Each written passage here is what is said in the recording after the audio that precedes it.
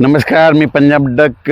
मी आहे विदर्भामध्ये. आता ह्या लोणारच्या सरोवराच्या तिथे आणि विदर्भात आल्याच्या नंतर विदर्भातले शेतकरी भेटले आणि म्हटले की आत्ता पाऊस झाला, आता म्हणजे परत परिस्थिती काय राहील. तर सर्वप्रथम विदर्भ आणि मराठवाड्यातल्या शेतकऱ्याला सांगू इच्छितो की आता पण बऱ्याच शेतकऱ्यांनी गहू, हरभरा असेल, कांदा असेल काढून ठेवला. पण याच्यानंतर आता उद्यापासून मध्ये 22 मार्चपासून हवामान कोरडं राहणार आहे. म्हणून हा अंदाज विदर्भ, मराठवाडा ह्या सर्व शेतकऱ्यांना लक्षात द्यायचा. राज्यात मग आता पाऊस कधी येणार, तर राज्यात विदर्भ, मराठवाड्यातल्या ज्यांचा कोणाचा आता याच्यातून बी काही जणांचा हरभरा राहिलाय, गहू राहिलाय, कांदा राहिलाय, तर त्या सर्व शेतकऱ्याला सांगू इच्छितो की तुम्ही काय करा, 30 मार्चच्या अगोदर तुमचा असं गहू असेल, हरभरा असेल, कांदा असेल काढून झाकून घ्या. कारण की राज्यामध्ये परत मार्च एंड म्हणजे 30 मार्च, 31 मार्च, 31 मार्च, 1 एप्रिल आणि 2 एप्रिल ह्या 4 दिवसामध्ये परत एकदा अवकाळीचं सावट राहणार आहे. म्हणून हा अंदाज सर्व शेतकऱ्यांनी विदर्भ, मराठवाड्यातल्या कोरडवून शेतकऱ्यांनी लक्षात द्यायचा. मग सांगायचं झालं तर हे पाऊस मग आता जसा पाऊस पडला तसंच त्याच्यामध्ये वारं राहणार आहे, पाऊस राहणार आहे, काही ठिकाणी गारपीट देखील राहणार आहे. म्हणून विदर्भ, मराठवाड्यातले शेतकरी हा अंदाज लक्षात घ्यावा. मग सांगायचं झालं तर राज्यात मग पाऊस कसा पडणार आहे, तर राज्यात काय होणार आहे, 30 तारखेपासून 30, 31, 1 आणि 2 एप्रिलच्या दरम्यान राज्यात दररोज वेगवेगळ्या भागात पाऊस पडणार आहे. म्हणून हा अंदाज शेतकऱ्यांनी लक्षात घ्यायचा.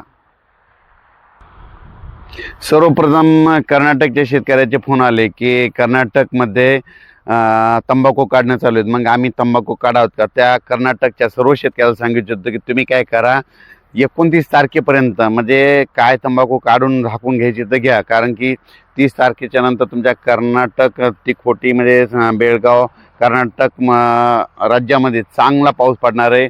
त्याच्यानंतर कर्नाटकच्या बाजूला तेलंगणा आहे. तेलंगणातल्या देखील शेतकऱ्याला सांगू इच्छितो, तुमचा हरभरा असेल, गहू असेल, साळ असेल तर तुम्ही काय करा, 29 तारखेपर्यंत तुम्ही काढून सगळ्या व्यवस्थित आपला सुरक्षा स्तरी आणून ठेवा. कारण की 30, 31 आणि 1-2 एप्रिलच्या दरम्यान तुमच्याकडं तेलंगणात बी पावसाचं वातावरण तयार होणार आहे, चांगला पाऊस पडणार आहे, गारपीट देखील होणार आहे. म्हणून ह्या अंदाज लक्षात घ्यायचा.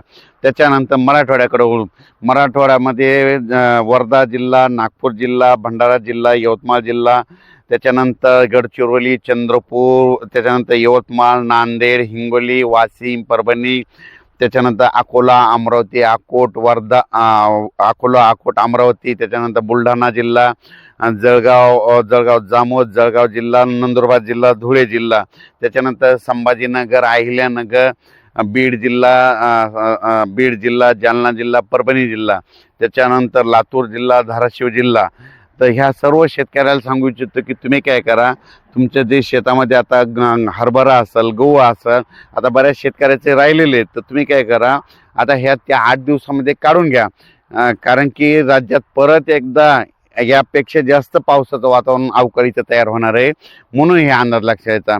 कारण की आता बऱ्याच शेतकऱ्यांचं पीक आलं घरी, काही जणांचं आणखीन राहिलेलं आहे. तर याच्यामधून देखील तुम्हाला एक सांगू इच्छितो की तुम्ही 30 तारखेच्या आत काढून घ्या. आणि त्याच्यानंतर काय होणार आहे, आता 25 आणि 26च्या दरम्यान राज्यामध्ये थोडं वातावरण खराब होणार आहे. पण ते नांदेड जिल्हा, लातूर जिल्हा ह्या 2-3 जिल्ह्यामध्ये थोडं वातावरण खराब राहणार आहे. म्हणून काही एवढं काही घाबरायची गरज नाही. 25-26च्या दरम्यान 25-26ला देखील महाराष्ट्रामध्ये आभाळ येणार आहे, पण तेवढं काही घाबरायची गरज नाही. पण राज्यातल्या राज्यातल्या शेतकऱ्याला म्हणजे विदर्भ, मराठवाड्यातल्या शेतकऱ्याला सांगू इच्छितो, तुम्ही काय करा की 30 तारखेच्या आत तुमचं गहू असेल, हरभरा असेल, कांदा असेल काढून झाकून घ्या, कुटारं झाकून घ्या. म्हणून हे लक्षात येतं. वीट उत्पादक शेतकऱ्यांना, उत्पादकांना देखील सांगू इच्छितो की तुम्ही काय करा, 30 तारखेच्या आत तुम्ही तुमच्या विटा झाकून ठेवा.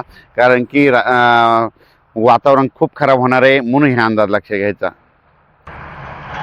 या पावसामध्ये वाऱ्याचं एक प्रमाण जास्त राहणार आहे, विजाचं एक प्रमाण जास्त राहणार आहे, गारपीट देखील होणार आहे. त्याच्यामुळे हे खास करून शेतकऱ्यांनी लक्षात द्यायचं. आणि शेतकऱ्यांनी आपली पाळीव प्राणी झाडाखाली बांधू नका. कारण की ह्या पावसात देखील 2-4 ठिकाणी, बऱ्याच ठिकाणी लिंबाव देखील वीज पडलेल्या दिसल्या, नारळाच्या झाडावर देखील वीज पडलेल्या दिसल्या. म्हणून शेतकऱ्यांनी ही खबरदारी म्हणून आपण आपलं काळजी घ्यावी, स्वतःची काळजी घ्यावी. कारण की राज्यामध्ये आता बऱ्याच शेतकऱ्याचं आणखीन काय झालं की आणखीन जवळपास सांगायचं झालं तर आता 21 म्हणजे आणि 8, 9, 10 दिवस आहेत. त्याच्यामुळं तुमचं सुखरूप जे आलेलं पीक आहे ते घरी येऊ शकतं. म्हणून काही काळजी करू नका, लय गडबड देखील करू नका आणि आपण आपलं पिकाची काळजी घ्या. परत एकदा सांगतो की 25-26च्या दरम्यान राज्यामध्ये एकदा वातावरण खराब होईल, पण ते काही सगळीकडे होणार नाही. त्याच्यामुळं काही चिंता करायची गरज नाही. फक्त काही जिल्ह्यातच होणार आहे. नांदेडकडं, इकडं लातूरकडं होईल, इकडे हिंगोलीकडं होईल, यवतमाळकडं होईल. म्हणजे जास्त काही एवढं घाबरायची गरज नाही. पण काय करा, 30 तारखेच्या आत तुम्ही काय करा, विदर्भ मराठवाड्यातल्या शेतकऱ्यांनी तुम्ही तुमचं आलेलं पीक 10 दिवसामध्ये कसं काढायचं तसं काढून घ्या. कारण की आणि माझी बऱ्याच शेतकऱ्याला विनंती की आता यूट्यूबमध्ये याच्यामध्ये बरेच व्हिडिओ आले, गारपीट चालू होती ना आपण आपली ती पाळीव प्राणी जनावरे गाई म्हशी त्या गारेमध्ये उभ्या होत्या. तर काय करा, त्यांना देखील सुरक्षा स्थळी गोट्यामध्ये बांधून ठेवण्याची तयारी ठेवा. कारण की मुख्य प्राणी आहेत, त्यांना तुम्ही नाही काळजी घेणार तर कोण घेणार. म्हणून ते व्हिडिओ बरेच ठिकाणी व्हायरल झालेत. म्हणून तुम्ही काय करा, पाऊस सुरू व्हायच्या अगोदर आपण आपली गोट्यामध्ये आणून बांधून ठेवावी. आणखीन याच्या नंतर डिटेल्स मॅसेज आणखीन 2 ते 3 दिवसांना परत एकदा सविस्तर पुन्हा कोणत्या जिल्ह्यात पडेल पाऊस ते सगळं डिटेल दिल्या जाईल. धन्यवाद. अचानक वातावरण बदल झाला, परत एक मेसेज दिला जाईल. धन्यवाद.